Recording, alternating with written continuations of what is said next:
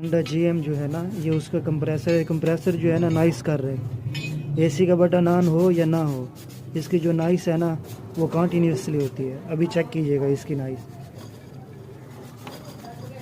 अभी मैं आपको नज़दीक करके सुनवाता हूँ, ये अभी फील कीजिएगा आप। ये इसमें नाइस है। इसका जो बैरिंग है ना वो ख़राब है, और बैरिंग का जो नंबर है ना वो भी मैं आपके साथ शेयर करता हूँ। बैरिंग का नंबर है 35BD 21 219। 35BD 219, 35BD 219 इसके बैरिंग का नंबर है।